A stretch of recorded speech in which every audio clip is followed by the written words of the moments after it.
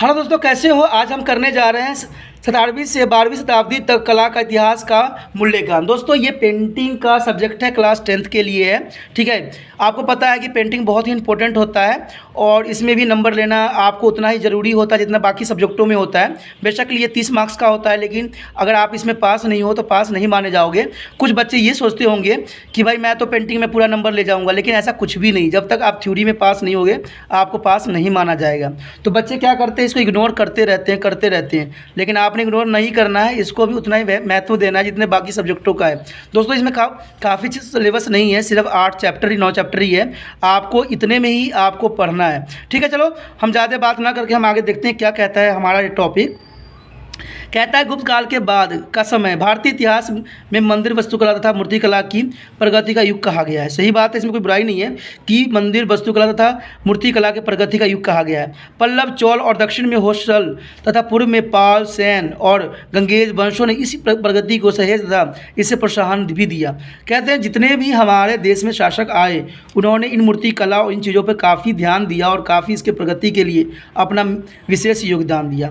दक्षिण में महाबलमपुरम तथा माल्यमपुरम में पंचरथ तथा मंडम ढांचे देखने को मिलती है। ये जो हमारा कलाकृति के नाम है, महाबलीपुरम, मल्लपुरम और पंचपुरम मंडम ढांचे देखने को मिलता है, जहां पल्लव तथा उनके विरोधी पश्चिमी चालुक्य वास्तुकला संबंधी क्रियाओं के लिए याद किए जाते हैं, वहीं चोल तथा होयसल अपने मंदिर संबंधी शिल्पकला के लिए हमेशा याद किए जाएंगे। चोल कलाकार कांसे की ढलाई द्वारा धातुओं की मूर्तियों में शरीर की कलात्मक गति को दिखाने का कला में सबसे आगे थे। अपने कला से उन्होंने कांच की मूर्ति और धातु की जटिल मूर्तियां बनाई। चोल वंशीय शासकों ने दक्षिण में वस्तु से प्रसिद्ध मंदिरों का निर्माण कराया। इससे गंगोकंड, चोरपुरम मंदिर तथा बहुत से प्रसिद्ध मंदिर का निर्माण भी कराया गया। दोस्तों ये जो नाम मैं मंदिरों की ले रहा हूँ ना, कभी कभी एग्जाम में आ जाता है कि 17वीं शताब्दी में किस तरह के मंदिर बनाए गए थे। तो ये सब छोटी छोटी बातें पर आप बहुत ज़रूर ध्यान देते जाना। ठीक है, तथा बहुदेश्वर मंदिर सबसे अधिक महत्वपूर्ण और विशेष थी, यानी इस मंदिर को काफ़ी विशेष माना गया है उस समय। ये मंदिर अपनी सरलता यानी आकृतिमयता, सामरिक विशालता तथा राजसी गुणों के लिए प्रसिद्ध थी। कहते हैं कि इस कला में काफ़ी राजकीय गुण थे और इसी वजह से काफ़ी कला जो थी प्रसिद्ध थी। कहते हैं कि प्रसिद्ध थी और होयसल कला भी बहुत महत्वपूर्ण थी। इसकी शैली अपनी जटिल कलात्मक तथा विस्तार के लिए जानी जाती है। होयसल राजाओं के शासन के दौरान बहुत सारी मंदिर परियोजनाएं को साकार रूप दिया गया। दोस्तों इस समय जो था होयसल राजा था, होयसल उसने काफ़ी इस चीज़ों में ध्यान दिया और इसने मंदिर परियोजनाओं को साकार रूप दिया। इस युग में निर्माता मंदिर की विशेषता यह है कि मंदिर की शिल्पकला और वास्तुकला में अच्छी समन्वय थी, यानी काफ़ी इनकी आपस में देखिएगा तो काफ़ी एक दूसरे से काफ़ी अच्छा समन्वय थी। गंग वंशीय शासकों ने पूर्वी भारत में मंदिर निर्माण की विभिन्न परियोजनाओं आरंभ किया और इस मंदिरों को उड़ीसा में मुक्तेश्वर मंदिर, लिंगराज मंदिर और राज रानी मंदिर विशेष रूप से स्मरण किए जाते हैं।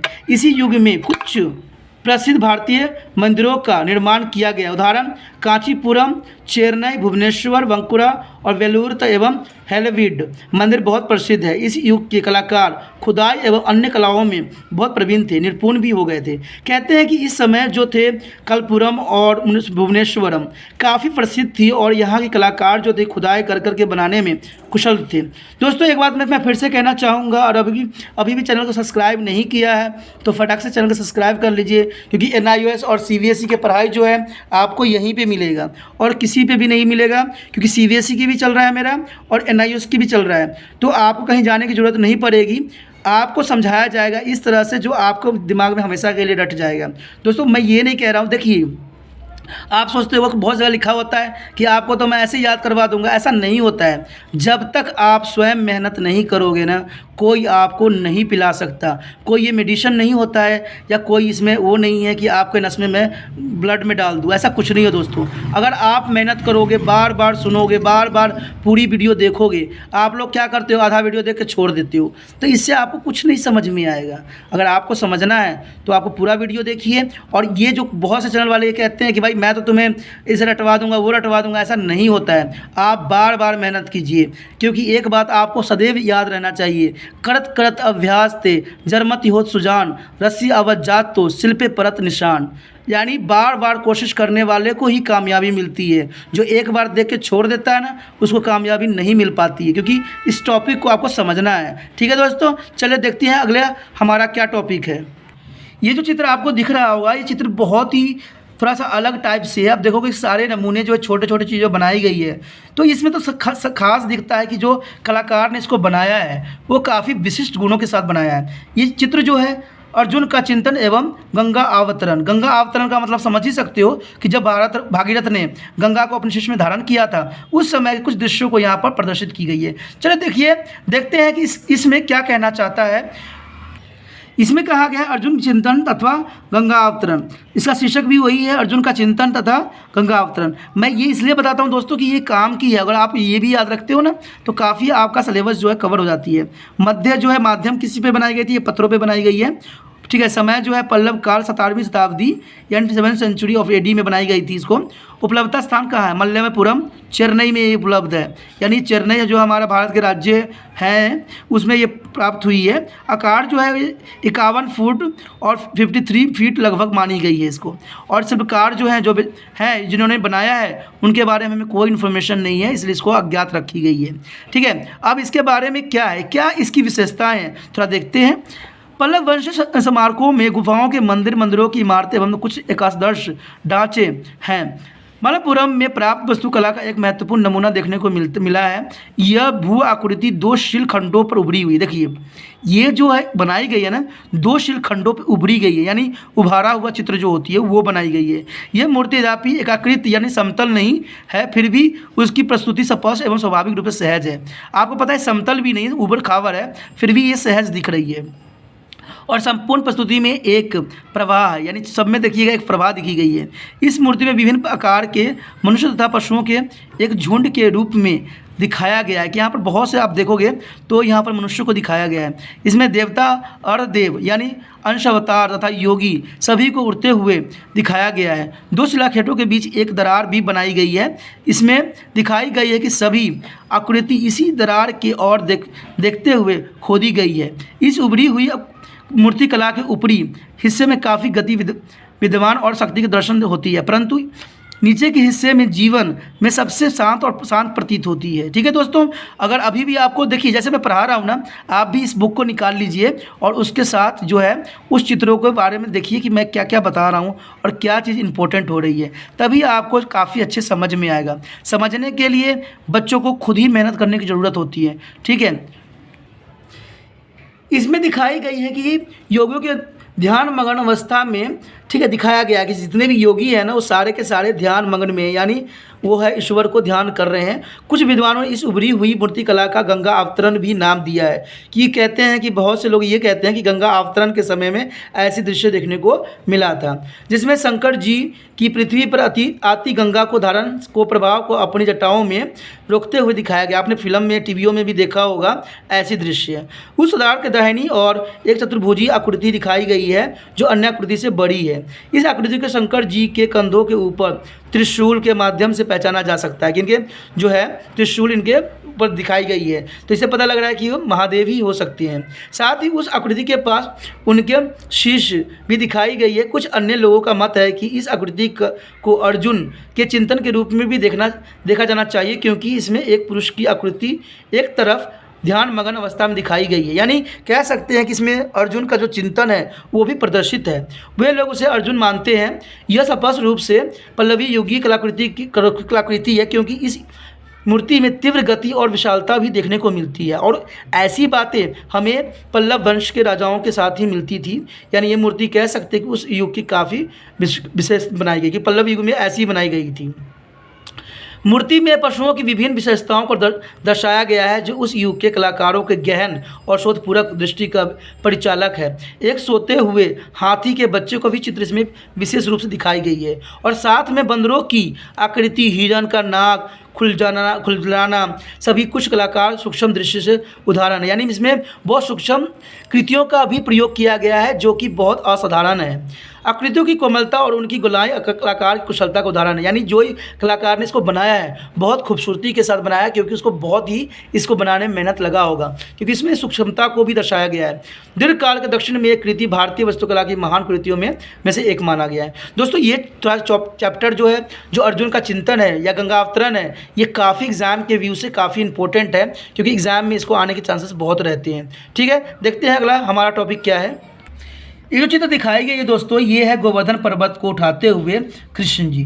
ठीक है, जैसे चित्र से ही पता लग रहा है, देखिए कोई भी वहाँ पर एग्जामिनर ये आपसे नहीं पूछ रहा है कि आपको रटना ही है, आप चित्र देख के समझ के भी आप उसके बारे में वर्णन कर सकते हैं। जैसे यहाँ गोवर्धन पर्वत को उठाते हुए श्री कृष्ण को दिखाया गया है। आपने बहुत से नाटकों में, ठीक है, स्टोरियों में देखे होंगे कि कृष्ण जी कैसे गोवर्धन पर्वत को अपने हाथों पर उठाते हैं। तो इसी के दृश्य का थोड़ा वर्णन है। चलो देखते हैं कि इसके बारे में और क्या हमें इन्फॉर्मेशन मिलती है। गोवर्धन पर्वत को उठाते हुए श्री कृष्ण। ठीक है, तो इसमें ये शीर्षक जो है इसका यही है, गोवर्धन पर्वत को उठाते हुए कृष्ण। माध्यम जो है पत्थर पे बनाई गई थी। ठीक है, समय जो था होशल काल में बनाई गई थी और उपलब्ध स्थान जो है बेलूर में है। ये बेलूर में ये प्रेजेंट है, आज भी है। आकार जो है 3 फुट लंबी है और कलाकार जो है अज्ञात है। दोस्तों इसका कलाकार जो है उसके बारे में कोई भी इन्फॉर्मेशन हमारे पास उपलब्ध नहीं है, इसलिए इसको अज्ञात रखा गया है। क्योंकि उस समय के बारे में आपको पता है ना कि उस समय की चित्र भी मिल गई है, बहुत बड़ी बात है। तो कलाकार के बारे में हमें क्या इन्फॉर्मेशन मिलेगी। ठीक है, आगे जो है इसके बारे में ये कहना चाहता है कि होशल युग में मंदिर वास्तुकला बहुत प्रसिद्ध थी। दोस्तों ये मंदिर वास्तुकला जो थी काफ़ी प्रसिद्ध थी। ठीक है, विस्तृत मंदिर वास्तुकला के अतिरिक्त प्रत्येक मंदिर में मूर्ति की वास्तुकला के आंतरिक सजावट की जाती थी। यानी आपको पता ही है कि मंदिर में हर समय हर काल में सजावट की जाती है, तो इसके ही एक विशेष नमूना के रूप में दिखाया गया है। दक्षिण के प्रसिद्ध राजवंश के नाम के आधार पर होशल कौशल के नाम भी पड़ा कि उस समय जो होशल कौशल था वो काफ़ी प्रसिद्ध राजा में से एक राजा हुआ करता था। इस राजवंश के उदय और 11वीं शताब्दी के मध्य से हुआ और इसका अंत 14वीं शताब्दी में मध्य माना गया कि इसकी जो थी राज्यवंश वो 14वीं शताब्दी में ख़त्म हो गई थी। आजकल के हॉलीवुड नामक शहर को होलिस्टियन वंश की राजधानी भी माना जाता है। जो हॉलीवुड नाम का जगह है ना, उसको माना गया है। इस शहर का पहला नाम द्वार समुद्र हुआ करता था। द्वार समुद्र होस्टल शैली अपनाने से अपूर्व तथा दक्षिण विशिष्ट था। बेलुरु में होस्टल के मुख्य आदिकालीन मंदिर मिलते हैं, क्योंकि आज भी वहाँ पर जो है बेलुरु में कि जो मुख्य आदिकालीन मंदिर हुआ करते थे वो भी हमें वहाँ पर प्राप्त हो रहे हैं। होस्टल मूर्तिकला में गहरी खुदाई तथा गहरी तराशी का कला का देखने को मिलती है। यानी इसको तराश के बनाई गई। आपको पता ही है ना, पत्थर को हम तराश के एक हम मूर्त बना देते हैं, उस तरह से इसको बनाई गई है।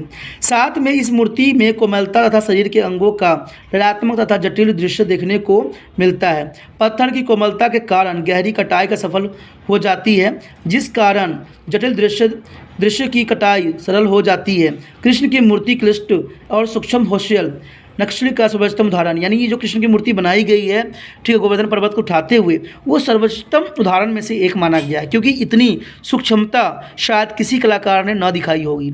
समतल घटनाओं का अलग अलग परतों की दिखाई गई है। इसमें हर एक परत को दिखाया गया है। कृष्ण के मध्यम में रखकर मुख्य पात्र दिखाया गया, यानी जो कृष्ण आपने देखा ही होगा, कृष्ण को गोवर्धन उठाते हुए कृष्ण मुख्य पात्र के रूप में होते हैं, तथा अन्य विभिन्न परतों पर पशु तथा अन्य पशुओं को दिखाकर एक मनोरंजन कथात्मक जैसी रचना बनाई गई है।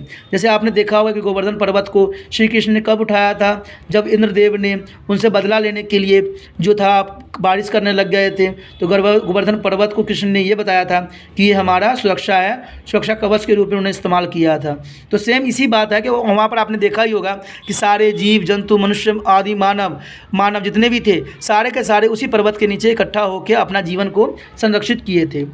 कृष्ण को यद्यपि नायक के रूप में इसमें दर्शाया गया है कि उन्होंने नायक का यहाँ पर भूमिका निभाया है, यद्यपि इस सारे दृश्य में उनके खड़े होने की मुद्रा तथा उनके अंगों की कलात्मक के सारे संयोजन में एक कोमलता को दिखाया गया है। यानी जो चित्रकला था, चित्रकारी की गई है, कलाकार ने इसमें सभी चीज़ों के विशेष गुणों को दर्शाने की कोशिश किया है। पशुओं का सजीव चित्रण बहुत ही रोचक माना गया है, आकर्षण लगता है, काफ़ी देखने में भी काफ़ी आकर्षक है।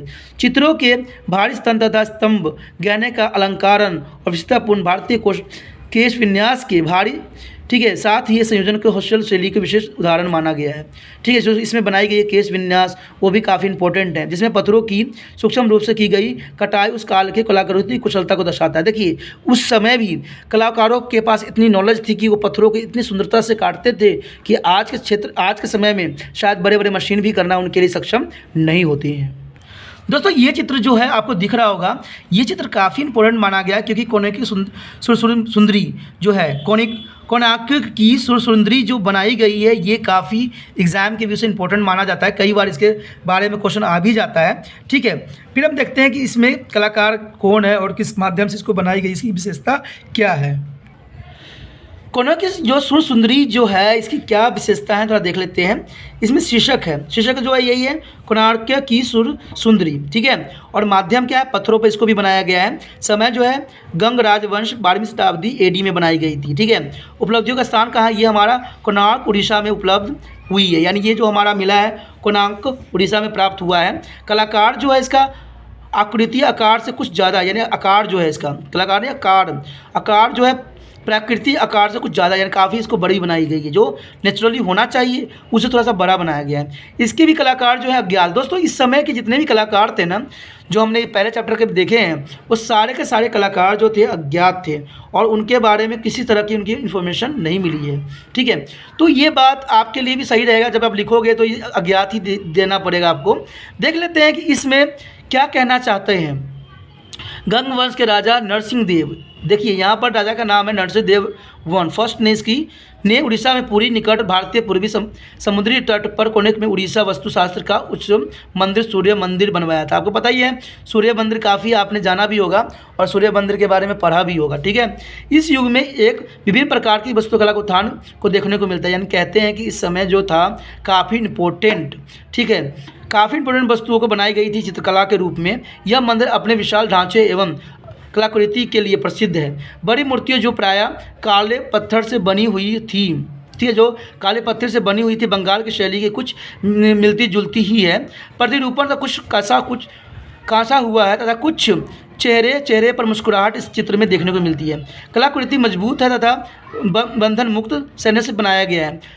मंदिर की मूर्ति जो है मंदिर के सौंदर्य एवं सुचारुता को प्रदर्शित करती है। सूर्य की बड़ी प्रतिमा तथा नारी संगीतज्ञ की आकृति मंदिर की विशेषताओं की वृद्धि करती है। यानी जो इसमें सूर्य की जो उदय दिखाई गई है और जो नारी है उसकी संगीतज्ञ होने का जो भ्रमित किया गया है, वो चीज़ें काफ़ी इसमें प्रदर्शित करती है और काफ़ी उत्कृष्ट है। इन मूर्तियों से एक मूर्ति प्राकृतिक आकार से बड़ी एवं नारी की है। आपको पता है कि जो ये मूर्ति है वो थोड़े काफ़ी बड़ी आकार में बनाई गई है। इससे पता लगता है कि जो कलाकार ने है अपनी काफ़ी कुशलता का प्रयोग किया है, जो कि अन्य मूर्तिकला की भांति ये अलग है, जो कि अन्य मूर्तियों की भांति है। ये नारी संध्या के नीचे की ओर मध्य भाग के ऊपर चबूतरे पर बैठी हुई, जो ये संगीतकार नारी है वो चबूतरे पर उसको बैठाया गया है। यह पुण्य विशाल तथा प्रसन्नता से खेलती हुई दिखाई गई, यानी काफ़ी प्रसन्न है। इन संगीतज्ञों की आकृति बड़ी गहराई से तराशी गई है। इन मूर्तियों में गति तथा विशालता का आभास है, यानी गति भी है और आभासता का भी थोड़ा आभास है। प्रत्येक नारी को एक अलग ही वाद्य यंत्र के साथ दिखाया गया है, यानी इसको वाद्य यंत्र जो है वो अलग है। वाद्य यंत्र का मतलब होता है जो ढोल है इसके लगे हुए, वो उसको दिखाया गया है। सुंदरी के पास ड्रम है, इसमें ड्रम दिखाया गया है। ठीक है। मुस्कुराहट भरा बड़ा चेहरा स्वयं बड़े आकार के बावजूद इस मूर्ति में एक लय दिखाती है, यानी बड़ा मूर्ति है फिर में भी इसमें क्या एक लय दिखती है। अंगों की जो अंग बनाई गई है उसके लयात्मक के साथ सिर थोड़ा सा झुका हुआ है, यानी सर को थोड़ा सा झुका दिया गया है। मूर्ति की इस सभी गुणों के कारण ड्रम बजाने वाली स्त्री सौंदर्य युक्त एवं मोहक लग रही है, काफ़ी सुंदरता को देखने को मिल रहा है। स्त्री के वक्षस्थलों के बीच आभूषणों को कोमलता से काटा गया, यानी जो इसके वक्षस्थल है वहाँ से जो है काफ़ी कोमलता के साथ जिसकी आभूषण है उसको दिखाए गए हैं, जो उनके सौंदर्य की वृद्धि करती है, यानी इसकी सुंदरता में चार चांद लगा देती है। मूर्ति की वक्रता तथा झुकाव मूर्तियों में एक लयात्मक प्रस्तुत करता है। इसी प्रकार वेश विन्यास तथा मुद्राओं प्रतिमा को सौंदर्य का ललात्मक बनाती है। यानी इससे पता लगता है कि चित्रकला ने जो चित्रकारी बनाई गई, जो कलाकार ने बनाया है उसमें काफ़ी विशेषता और काफ़ी उसमें काफ़ी गुण थी, जिसकी वजह से उसने काफ़ी इस चित्र को अच्छे बनाने की कोशिश किया है। इसमें जो हमने पूरा जो निष्कर्षण देखने को मिलता है, देखिए दोस्तों निष्कर्ष जो होती है किसी भी चैप्टर के लिए सबसे इम्पोर्टेंट होती है। ठीक है, बच्चे क्या करते हैं, स्टार्टिंग में देखते हैं वीडियो, कुछ देखते हैं छोड़ देते हैं, लेकिन जो मैं आप बताने जा रहा हूँ वो काफ़ी इंपॉर्टेंट बात होती है और निष्कर्ष होती है। देखिए, इसमें हमने जो पढ़ा है चित्रकालिक है, वो है गुप्त वंश के स्वर्णिम युग के बाद विभिन्न राजवंशों ने शासन काल में कला तथा वास्तुकला की प्रगति देखने को मिली है। ठीक है, गुप्त काल के बाद जो कला गतिविधियों के केंद्र दक्षिण पूर्वी भारत की ओर स्थानांतरित हो गए थे। बहुत से जो राज्य थे वो स्थानांतरित हो गए थे। कहते 17वीं शताब्दी के पल्लव वंशीय शासक शक्तिशाली हो गए थे काफ़ी, यानी जो शासक थे काफ़ी शक्तिशाली थे और ये किसी भी क्षेत्र को अपने कब्जे में कर रहे थे। उनकी राजधानी मल्लपुरम और महाबलीपुरम थी। पल्लव वंश युग में मलमपुरम और कांचीपुरम कला के मुख्य केंद्र के रूप में जाना गया है। देखिए, ये जो केंद्र था वो काफ़ी इंपॉर्टेंट था और कहते हैं कि इसमें काफ़ी जो कला के संरक्षण करने की काफ़ी गुण थी। यही कारण है कि कला विशेषता सर्वोत्तम कला उन्हीं केंद्र में उपलब्ध आज माने जाते हैं। कला के क्षेत्र में पल्लव के समय कुछ प्रसिद्ध कलाकृति महाबलीपुरम में उपलब्ध आज भी है। पंचरथ, अर्जुन का चिंतन, मंडम, भरी हुई मूर्तिकला तथा कुछ अन्य कलाकृति जो पल्लव के समय की गई थी महाबलीपुरम में अभी भी उपलब्ध है। कहते हैं पल्लव के बाद दक्षिण भारतीय क्षेत्रों में जिन राजवंशों ने शासन किया उन्हें चालुक्य, चोल और होयसल के प्रसिद्ध प्रमुख थे, यानी ये राजा जो थे काफ़ी उस समय प्रसिद्ध थे। पल्लव, चालुक्य और चोल वंश मूर्तिकला कोमल और सौंदर्य काफ़ी बनाया करते थे। मूर्ति में ये गुण इससे पहले कभी नहीं देखे गए थे, यानी जो ये गुण दिखे गई हैं इस समय काल में, ऐसा गुण किसी भी काल में देखने को नहीं मिला है। चोल युग के कलाकारों के कांस्य और मूर्ति के तकनीकों की निपुणता हासिल की है। होयसल काल के पत्थर की मूर्ति का युग माना गया है। कहते हैं होयसल काल को ना जो है पत्थरों की मूर्ति काल के रूप में माना गया है। पत्थर की बड़ी जटिल एवं सूक्ष्म नक्शकारी तराशी गई है। ये मूर्तियां निपुणता के प्रदर्शित भाव वर्ण के प्रसिद्ध है। मूर्तियों में सनातन तथा गति इनके विशिष्ट आकर्षण है। इसी युग में मंदिर वास्तुकला के उच्च स्तरीय नमूने देखने को मिलती है, यानी कहते हैं कि इसमें मंदिर की हमें उच्च कोटि की विशेषता देखने को मिलती है। मंदिर वास्तुकला का अद्भुत उदाहरण स्वरूप कुछ मंदिर इसी युग में देखने को मिलते हैं। इनमें हैबरेड, होयसलेश्वरम मंदिर, केशव मंदिर, सोमनाथपुरम के मंदिर, पाल तथा सेन राजवंश के बाद पूर्वी भारत में गंगा राजवंश प्रमुख और प्रसिद्ध राजवंश थे। ये राजवंश अच्छे मंदिर बनाने के लिए प्रसिद्ध थे। इस राजवंश के शासक ने उड़ीसा और तिलकोनेक में शानदार राजनीतिक कोनेक के सूर्य मंदिर का भी निर्माण करवाया था। इस मंदिर में घोड़ा द्वारा खींचते हुए एक रथ बनाया है। इस मंदिर के उत्कृष्ट और वास्तुकला तथा मूर्तियों के लिए विश्व में प्रसिद्ध प्राप्त कर चुका है। यद्यपि इस मंदिर की वास्तुकला बुरी तरह से ध्वस्त हो चुकी है, परंतु जो कुछ बचा है वो इस युग के कलाकार तथा उनकी कला के महानतम को समझाने के लिए काफ़ी है। दोस्तों, इसमें यही बात बताने की कोशिश किया गया है कि जो इस काल में थी, इस काल में जो चित्र बनाए गए थे वो काफ़ी उत्कृष्ट थे और जो कलाकार थे वो भी काफ़ी महान थे जिन्होंने इस जैसे चित्रों का निर्माण करवाया था। दोस्तों, इस चैप्टर से सिर्फ आपको ये ध्यान देना है कि इसमें छोटे क्वेश्चन जितने भी हैं ना उसको आपने याद करने हैं। ठीक है दोस्तों, ये नहीं होगा कि आपके पास कोई जादुई छड़ी है और आपको याद हो जाएगा। आपको अगर याद करना, अगर याद नहीं हो रहा है तो बार बार उस चीज़ की कोशिश कीजिए। ठीक है, आपने कहावत सुनी है, करत करत अभ्यास थे, जरमति होत सुजान, रस्सी अवध जात थे, सिर पे परत निशान। मैं बार बार इसलिए कहता हूँ क्योंकि आपको पता है कि बार बार कोशिश करने वाले ही कामयाब होते हैं। आप किसी भी व्यक्ति से पूछ लीजिए, कामयाब वही व्यक्ति हुए हैं जो बार बार कोशिश किए हैं और बार बार कोशिश करके, क्योंकि एक चींटी भी पहाड़ पर चढ़ जाती है तब जब वो बार बार कोशिश करती है। तो आप आलस्य को छोड़ दो, आलस्य को त्याग दो और बार बार पढ़ो, बार बार समझो, तभी जाकर होगा। अगर आप ये वीडियो भी देख रहे हो तो उसको पूरा देखो, नहीं तो कोई फ़ायदा नहीं होगा। दोस्तों, इसी आशा के साथ कि आपने अभी तक सब्सक्राइब कर चुके होंगे और आगे जो आने वाला वीडियो होगा तभी आपको नोटिफिकेशन मिलेगा और तभी अच्छे नंबर भी ले पाओगे। ओके बाय, हम फिर अगले वीडियो में मिलेंगे।